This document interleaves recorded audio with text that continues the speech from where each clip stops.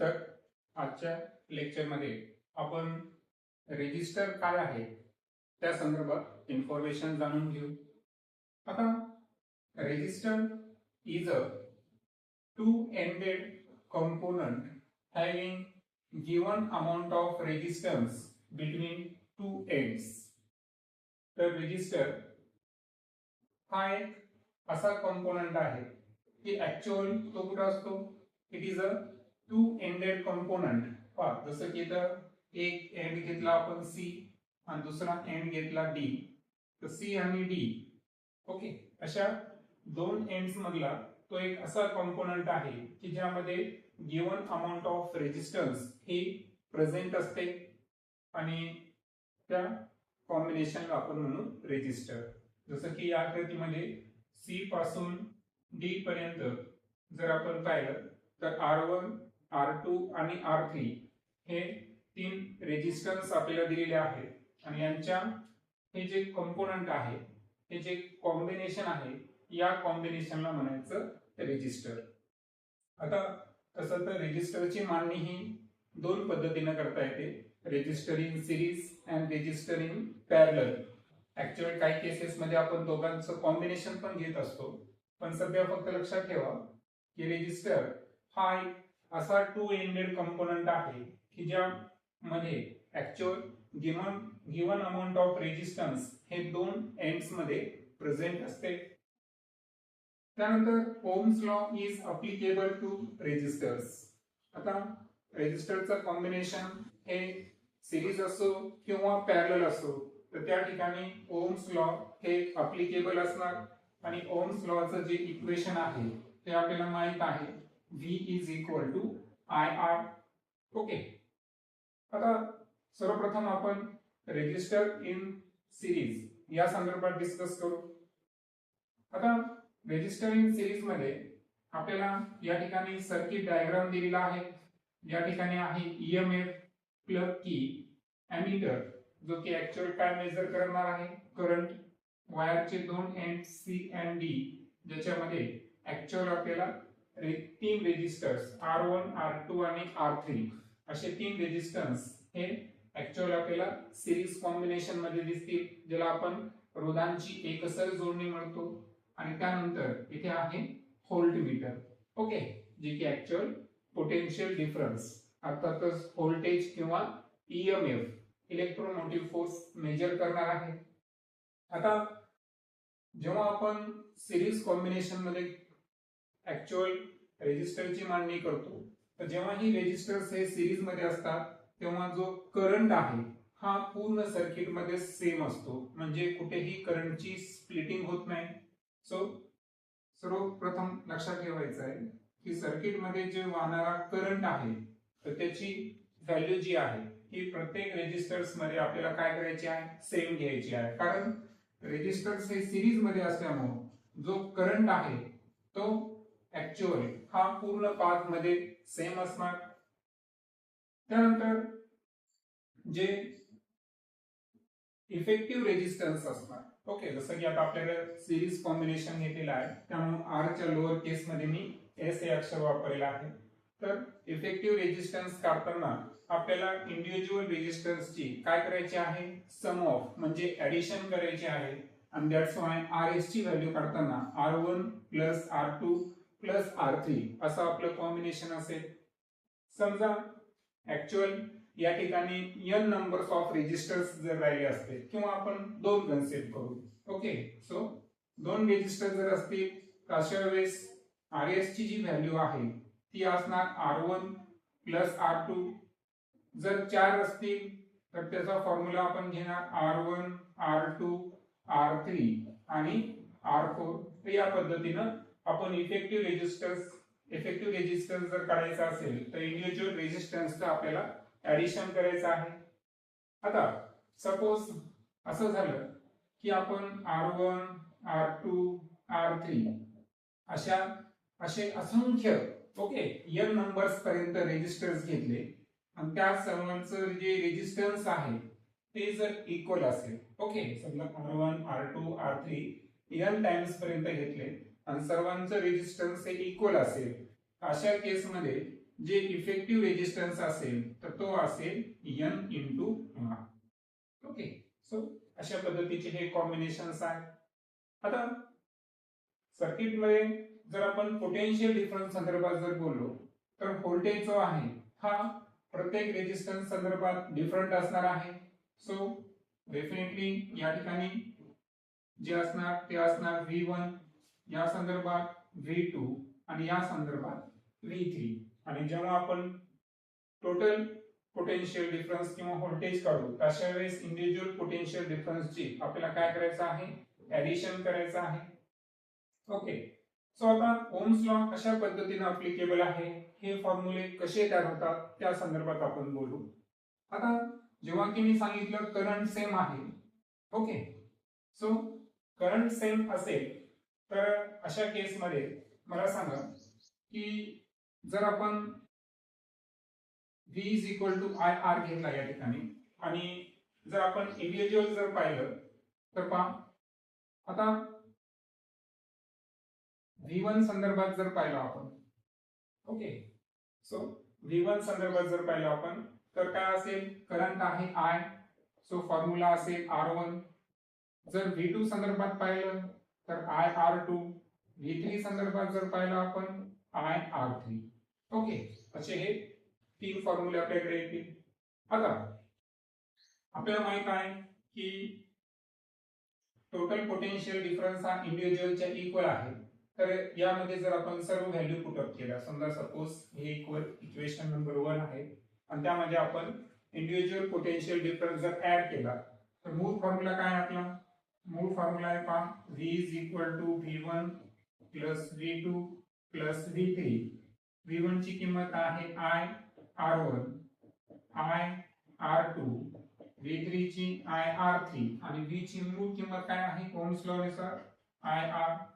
आता या सर्वांमध्ये I हा कॉमन जर काढला आपण, ओके, सो I जर कॉमन काढला तर ब्रॅकेट मध्ये राहील R1 plus R2 plus R3 आणि या ठिकाणी I जर आपण कॅन्सल केले तर अशा वेळेस जो R ज्याला मी काय कन्सिडर केलं या ठिकाणी टोटल रेजिस्टन्स कन्सिडर केला. सो या केस मध्ये RS ची व्हॅल्यू काय असेल, R1 plus R2 plus R3 आणि अशा पद्धतीनं हा फॉर्म्युला आपण ऑब्टेन केलेला आहे. म्हणजे ऍक्च्युअल फॉर्म्युला कसा तयार झालेला आहे ते आपल्याला या ठिकाणी माहित असायला पाहिजे आणि कशा पद्धतीनं ओम्स लॉ हा रेजिस्टरच्या दोन्ही कॉम्बिनेशनला अप्लिकेबल असतं हे आपल्या लक्षात आलं असेल. आता ही जी अरेंजमेंट आहे याचा मूळ उद्देश काय आहे, तर मूळ उद्देश असतो का to increase a resistance in a circuit. जेव्हा आपण सर्किट मध्ये रेजिस्टर्स हे सिरीज मध्ये जोडतो तर सिरीज मध्ये जोडत असताना सर्किटचा ऍक्च्युअल आपल्याला रेजिस्टन्स इन्क्रीज करायचा असतो आणि जितक्या टाइमचा आपल्याला इन्क्रीज करायचा तितके रेजिस्टर्स आपण जोडत असतो. आणि दॅट्स वाय ही जी रेजिस्टर इन सिरीज ची जी अरेंजमेंट आहे त्याचा यूज जर पाहिला आपण तर तो यूज आहे increase the resistors in a circuit. म्हणजे सर्किट मध्ये रेजिस्टन्स इन्क्रीज करण्यासाठी अशा पद्धतीचा आपण काय करत असतो, कॉम्बिनेशन यूज करत असतो. त्यानंतर एक कन्सेप्ट आहे सुपर कंडक्टर. तर सुपर कंडक्टरला जर डिफाइन करायचं असेल आपल्याला तर एक अशा पद्धतीचे कंडक्टर्स की ज्यामध्ये रेजिस्टन्स हा 0 असेल, पण केव्हा जर टेम्परेचर आपण 0 केल्विन पर्यंत रिड्यूस केल्यानंतर एखाद्या कंडक्टर मधून जर रेजिस्टन्स हा 0 व्हॅल्यू असेल तर अशा केस मध्ये त्या कंडक्टरला सुपर कंडक्टर म्हणायचं. Clear? So what is the mean by super conductors? अशा पद्धतीचे कंडक्टर्स की ज्यांचं आपण 0 डिग्री केल्विनला ते जर रेजिस्टन्स 0 शो करत असेल तर डेफिनेटली त्या कंडक्टर्सला आपण सुपर कंडक्टर्स म्हणायचं. त्यानंतर आहे नॉन ओहमिक कंडक्टर्स. आता नॉन ओहमिक कंडक्टर्सला सिंपली डिफाइन करायचं असेल तर काय सांगितलं आहे, do not obey the Ohm's law. Ohm's law काय सांगतो आपल्याला की the physical state of the conductor remain the same, the current flowing through the conductor is directly proportional to the potential difference applied across it. तर हा जो नियम आहे हे नियम जर अर्थातच V is equal to IR हे जर एखादं कंडक्टर ओबे करत नसेल तर डेफिनेटली त्या कंडक्टर्सला आपण नॉन ओमिक कंडक्टर म्हणत असतो, हे इथं लक्षात ठेवायचं. नेक्स्ट आहे पहा रेजिस्टर्स इन पॅरलल. आता आपण पहिलं कॉम्बिनेशन पाहिलं रेजिस्टर इन सिरीज, आणि त्यामध्ये आपण पाहिलं की सर्किट मधलं जे रेजिस्टन्स आहे ते इन्क्रीज करण्यासाठी आपण सिरीज कॉम्बिनेशन यूज करत असतो.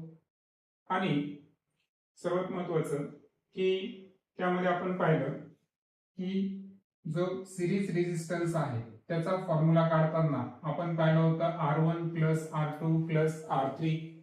त्या ठिकाणी आपण पाहिलं होतं की जो करंट होता हा सेम अर्थातच कॉन्स्टंट होता, तो चेंज होत नाही, आणि टोटल पोटेन्शियल हे इंडिव्हिज्युअल पोटेन्शियलच्या काय होतं इक्वल होतं, बरोबर. तर ही इन्फॉर्मेशन आपण त्यावेळेस पाहिली होती. आता रेजिस्टन्स इन पॅरलल जो आहे ना, तर त्याची सर्किट डायग्राम या ठिकाणी आपल्याला दाखवलेली आहे. प्लग की आहे ईएमएफ, वायरचे दोन टोक तेच घेतो आपण C1 आणि C2. आता यामध्ये जर पाहिलं आपण तर प्रत्येक ठिकाणी तुम्हाला एमीटर दिसेल, कारण R1 R2 आणि R3. तर पहा सर्किट मध्ये वाहणारा करंट जरी I असेल पण ऍक्च्युअल या पॉइंटला करंटची काय व्हायली स्प्लिटिंग व्हायली, आणि म्हणून हे जे तीन रेजिस्टर्स आहेत ज्यांना आपण पॅरलल कॉम्बिनेशन मध्ये अरेंज केलेला आहे. तर R1 मधून वाहणारा करंट हा I1 असेल, R2 मधून वाहणारा करंट हा I2 असेल, आणि R3 मधून वाहणारा करंट हा I3 असेल, आणि फक्त जे पोटेन्शियल डिफरन्स आहे तो मात्र या ठिकाणी सेम किंवा कॉन्स्टंट असणार. आता सिरीज कॉम्बिनेशन मध्ये आपण पाहिलं होतं पहा की सर्व इंडिव्हिज्युअल रेजिस्टन्स जे आहे त्यांचं ऍडिशन हे effective resistance of the circuit होतं, ज्याला आपण RS डिनोट केलं होतं. आणि दॅट्स वाय त्या केसमध्ये RS ची व्हॅल्यू ही R1 R2 आणि R3 या सर्वांपेक्षा ग्रेटर होती. पहा हे कशाबद्दल बोलतोय मी, सिरीज कॉम्बिनेशन बद्दल. परंतु ही जी अरेंजमेंट आहे तर ही अरेंजमेंट ऍक्च्युअल कशासाठी आहे, to reduce the resistance in the circuit. आणि सर्किट मधला रेजिस्टन्स या ठिकाणी रिड्यूस होण्यासाठी ही अरेंजमेंट यूज केली जात असल्यामुळे या कॉम्बिनेशनचा जो इफेक्टिव्ह रेजिस्टन्स असेल RP, तर या RP ची व्हॅल्यू ही R1 पेक्षा पण लहान असेल, R2 पेक्षा पण लहान असेल, आणि R3 पेक्षा पण लहान असेल. म्हणजे सिरीज कॉम्बिनेशन मध्ये इफेक्टिव्ह रेजिस्टन्स हा इंडिव्हिज्युअल रेजिस्टन्स पेक्षा ग्रेटर होता, जेव्हा की पॅरलल कॉम्बिनेशन मध्ये जे इफेक्टिव्ह रेजिस्टन्स RP ची व्हॅल्यू ही R1 R2 आणि R3 या सर्वांपेक्षा कशी आहे कमी आहे. आणि दॅट्स वाय इफेक्टिव्ह रेजिस्टन्स हा इंडिव्हिज्युअल रेजिस्टन्स पेक्षा कमी असल्यामुळे हे क्लेरिफाय होतं की ही जी अरेंजमेंट आहे ही सर्किट मधला जो रेजिस्टन्स आहे ते रिड्यूस करण्यासाठी या ठिकाणी यूज केली जाणार आहे. फर्स्टली आपण हे फॉर्म्युला कसा तयार झाला त्या संदर्भात ओम्स लॉ इथे अप्लिकेबल करू. ओम्स लॉ नुसार जर गेलो आपण तर ऍज यू नो या ठिकाणी करंट कॉन्स्टंट आहे, आणि दॅट्स वाय पहिल्या केस मध्ये जर आपण V1 ची व्हॅल्यू फाइंड केली, ओके, किंवा I1 ची व्हॅल्यू फाइंड करू. सो मूळ फॉर्म्युला काय आपला V is equal to IR, आणि I चा फॉर्म्युला करायचा असेल करंटचा तर तो असेल V बाय R, करेक्ट. आणि म्हणून I1 चा फॉर्म्युला जर आपण इथं सॉर्ट आउट केला तर तो असेल V अपॉन R1, I2 चा फॉर्म्युला असेल V अपॉन R2, आणि I3 चा फॉर्म्युला असेल V अपॉन R3. ओके. आता ज्या अर्थी टोटल करंट हा इंडिव्हिज्युअल करंटचे समेशन म्हणजे ऍडिशन आहे, कारण करंट जो आहे इथं स्प्लिट झालेला आहे. इथं करंट I1 म्हणून काय करतो, इथे I2 आणि इथं I3. पुन्हा हे काय होतात, हे तिन्ही करंट जे आहेत I1 I2 I3 हे एकत्र येऊन इथं टोटल करंट I प्रोड्यूस करतील. मात्र बिटवीन C अँड D त्यांची स्प्लिटिंग झालेली आहे, आणि टोटल करंट I जो आहे हा कशाच्या इक्वल आहे, I1 I2 आणि I3 च्या इक्वल आहे. सो प्रत्येकाची व्हॅल्यूज आपण पुटअप करू. I1 ची व्हॅल्यू होती V upon R1, I2 V upon R2, I3 V upon I3. आता ज्या कॉम्बिनेशन हे पॅरलल आहे तर आपण काय करू, इफेक्टिव्ह रेजिस्टन्सला आपण आरपी कन्सिडर करू आणि सो आय च्या ऐवजी आपल्याला व्ही अपॉन आरपी ही व्हॅल्यू प्लेस करता येते. आता व्ही जे आहे ते कॉमन आपण घेऊ. So V upon RP is equal to V in bracket. आता व्ही कॉमन घेतला तर 1 upon R1, 1 upon R2 and 1 upon R3 अशा पद्धतीचे कॉम्बिनेशन्स असतील. आता व्ही दोन्ही ठिकाणी आपण कॅन्सल करू and that's why 1 upon Rp is equal to 1 upon R1 plus 1 upon R2 plus 1 upon R3 अशा पद्धतीचा फॉर्म्युला आपल्याला ऑब्टेन होईल. आणि that's why reciprocal of effective resistance is equal to sum of the reciprocal of individual resistance हे सूत्र असेल resistors जेव्हा parallel combination मध्ये जोडलेले असतील. आता मुळात न्यूमेरिकल सॉल्व्ह करत असताना तुम्हाला या फॉर्म्युल्यामध्ये थोडा चेंज करायचा आहे. जसं की आता फॉर टू रेजिस्टर्स, आता दोन रेजिस्टर्स जर कशामध्ये असतील पॅरलल कॉम्बिनेशन मध्ये असतील तर अशा केस मध्ये आपल्याला माहित आहे की आपण फॉर्म्युला काय घेणार, 1 upon Rp is equal to 1 upon R1 upon R1 upon R2. So आता क्रॉस मल्टिप्लिकेशन करू, R1 into 1 R1 plus R2 into 1 R2 and divided by R1 R2. So आता यामध्ये ही व्हॅल्यू आली पहा 1 अपॉन Rp ची. आणि जर आपल्याला डायरेक्ट पॅरलल कॉम्बिनेशनचा इफेक्टिव्ह रेजिस्टन्स काढायचा असेल Rp तर आपण दोघांची इनव्हर्स घेऊ. हे जसं आपण अंशातली किंमत छेदातली अंशात घेतली त्याच पद्धतीने याचं रेसिप्रोकल जर केलं तर R1 R2 upon R1 plus R2 असा फॉर्म्युला या ठिकाणी ऑब्टेन होईल. सेम पद्धतीनं फॉर 3 रेजिस्टर्स, रेजिस्टर्स जर 3 असतील पॅरलल कॉम्बिनेशन मध्ये तर अशा केस मध्ये Rp ची व्हॅल्यू काढायची असेल आपल्याला तर ते असेल पहा R1 R2 R3 divided by R1 R2 R2 R3 plus R1 R2.